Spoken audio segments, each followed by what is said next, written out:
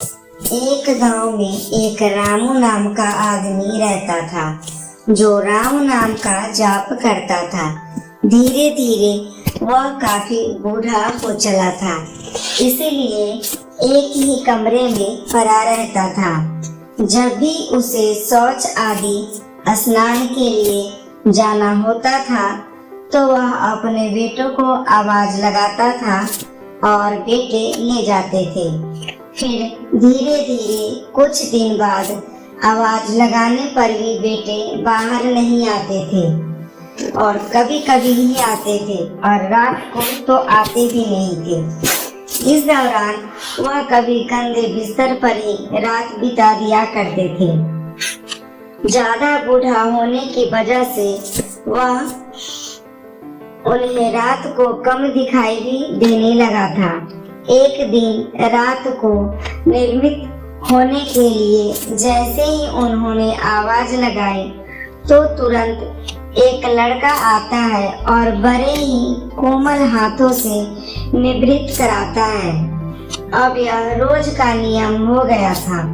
फिर एक दिन उसको शक हो जाता है कि पहले तो बेटे कई बार आवाज लगाने पर आते थे, पर अब तो एक बार ही आवाज लगाने पर दूसरे पल आ जाते हैं और बड़े ही कोमल स्पर्श के साथ निवृत्त कराते हैं। एक रात वह व्यक्ति उसका हाथ पकड़ लेता है और सच सच बता, कौन है तू? ऐसा कहता है। मेरे बेटे तो ऐसे नहीं है। तभी इस कमरे में एक अलौकिक प्रकाश हुआ और उसे बालक रूपी भगवान ने अपना असली रूप दिखाया। यह व्यक्ति रोते हुए कहता है, हे प्रभु, आप स्वयं मेरे निवृत्त के काम कर रहे हैं। अगर आप मुझसे इतना ही प्रसन्न हैं, तो मुझे मुक्ति दे दीजिए। प्रभु कहते हैं, जो आप भुगत रहे हैं वह आपके प्रारब्ध है। आप मेरे सच्चे भक्त हैं। आप हमेशा मेरा जाप करते हैं, इसलिए मैं आपके प्रारब्ध हूँ और आपकी सच्ची साधना के कारण आपके सामने प्रकट हूँ। व्यक्ति कहता है, मेरे प्रारब्ध आपकी कृपा से भी बड़े हैं। क्या आपकी कृपा मेरे प्रारब्ध नहीं काट सकती? प्रभु कहते हैं, मेरी कृपा सर्वोपरि है। वह आपकी प्रारब्ध काट सकती है, लेकिन फिर अगले जन्म में यह प्रारब्ध आपको अगले जन्म में भुगतने आना ही होगा। यही कर्म का नियम है। इसलिए मैं स्वयं आपके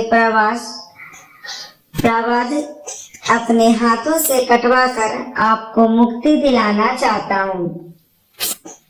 ईश्वर कहते हैं, प्रारब्ध 3 तरह के होते हैं, मंद, तीव्र और तीव्रतम। मंद प्रारब्ध मेरे नाम जपने से कट जाते हैं। तीव्रतम प्रारब्ध काटने ही पड़ते हैं, चाहे अवतार होकर जाओ।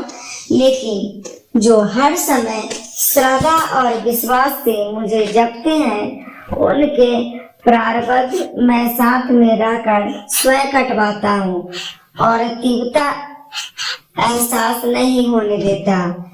प्रारब्ध पहले रचा पीछे रचा शरीर, तुलसी चिंता क्यों करे, भजले श्री राजवीर। जय श्री राम। हरि हरि।